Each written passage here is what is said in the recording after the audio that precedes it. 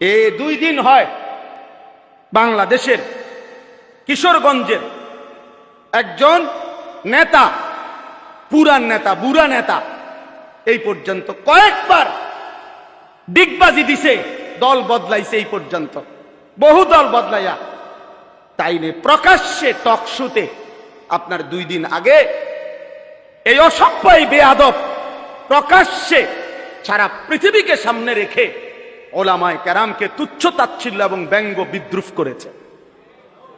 আজীব হবে।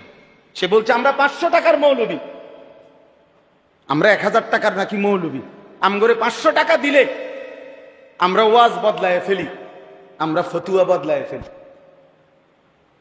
নারীদেরকে বলছে তোমরা এই মোল্লাদের সন্তান পেটে ধারণ করবা না। এত বড় জঘন্য বেয়াদব বাংলাদেশে আরেকটা কেমনে জন্ম নিয়া এই ফ্যাসিস্ট পরবর্তী 5ই আগস্ট যে সময় জালেম পলায় গেল, এরপরে এই জালেম কেমনে থাকলো এটা আশ্চর্য লাগতেছে। এত বড় জঘন্য বেয়াদব, এত বড় ভয়ানক বেয়াদব। বয়স্ক মানুষ, বয়স 60 বছরের কম হবে না, সে একেবারে সে বলতেছে মোল্লাদের ইসলামের মধ্যে কোনো মোল্লাতন্ত্র নাই। ইসলাম এক জিনিস, মোল্লাতন্ত্র আরেক জিনিস। মানে আমরা মোল্লারা হইলাম এক জিনিস, ইসলাম আরেক জিনিস। তুই কি কইলি পাগল, কি কইলি তুই? হ্যাঁ, কি বললা? এটা কথা হইল? এই জন্য ওলামায়ে কেরাম এটার তীব্র প্রতিবাদ করেছে। এমন জঘন্য বেয়াদব যেই দল লালন করে তাদের ভবিষ্যৎ খুব ভালো হবে না, ভবিষ্যৎ ভালো হবে না। এই নাফরমান ওলামা বিদ্বেষী, আলেম বিদ্বেষী, সে নিজেকেও ডুবাবে, তার দলটাকেও ডুবাবে। শেষ আশ্চর্য। এজন্য ভাইয়া একজন হইলেও মনে রাখবে, উম্মতকে ওলামাদের থেকে, সর্বশ্রেণীর মুসলমানকে, মানুষকে আলেমে দ্বীন থেকে বঞ্চিত করার যে কোনো ষড়যন্ত্র, যে কোনো চেষ্টা, এটা আমরা ঘৃণা ভরে প্রত্যাখ্যান করা দরকার।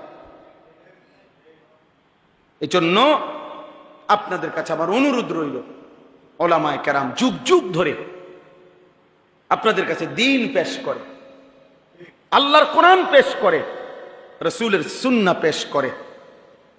কয় টাকা উপার্জন আপনারা বলেন ইনসাফ করে?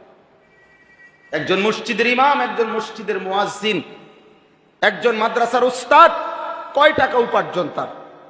সামান্য কয় টাকা দিয়ে দিনের পর দিন।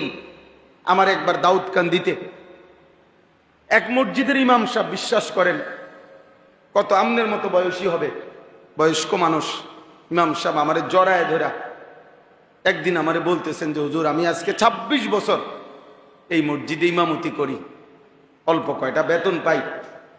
কয় যে হুজুর আমি আমার বিবি বাচ্চার কত আবদার জীবনে পূরণ করতে পারি নাই অভাবের কারণে, কাইন্দা দিছে। কয় যে হুজুর আমার আল্লাহ আমারে, আমি 26 বছর এই মসজিদের খেদমত করি, একই মসজিদে, ছোট একটা মসজিদ। বলতেছে হুজুর আমার আল্লাহ আমারে, আমার তো দুনিয়ার কোনো স্বপ্ন, বাচ্চাদের আশা আকাঙ্ক্ষা কত কিছু পূরণ করতে পারি নাই অভাবের কারণে, আমার আল্লাহ আমারে আখিরাতে দিবনি। আমি কি বলতাম? আমি জড়াইয়া ধরা ওনারে অনেক কাঁদছি, কাইন্দা বললাম হুজুর আমি, বলেন কি? ইনশাআল্লাহ আল্লাহ আপনাকে এই পরিমাণ দেবে, সেদিন আপনি এবং আপনার পরিবার খুশিতে আনন্দে আত্মহারা হয়ে যান, আনন্দে আত্মহারা হয়ে যাবেন। আলেমে দ্বীন কখনো কারো উপার্জন মাসে 8,000 10,000 টাকা, আর ওই বেয়াদব সে নাকি নেতা। এই বেয়াদব পরিষ্কার বলতেছে, মুসলমান নারীদেরকে বলতেছে তোমরা মোল্লা মৌলবীর বাচ্চা পেটে নিবা না। এত বড় জানোয়ার মুসলমানের ঘরে জন্ম নিল কেমন? এত বড় বেঈমান,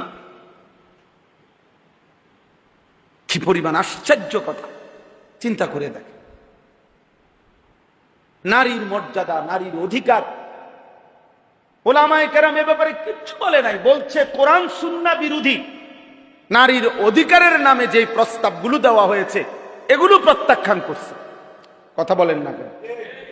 ইসলাম বলছে বাবার মৃত্যুর পরে আপনার উত্তরাধিকার সম্পত্তি 2 বোন 1 ভাই, নাকি এটা আপনারা সবাই জানেন? এটা তো কোরআন শরীফের আয়াত।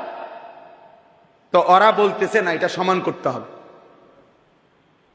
এখন এই কথাটা যে কোরআন সুন্নাহ বিরোধী, এটা বলবার জন্য সামান্যতম আকল দেমাগ আছে, সে বুঝবে না এই কথা। এটা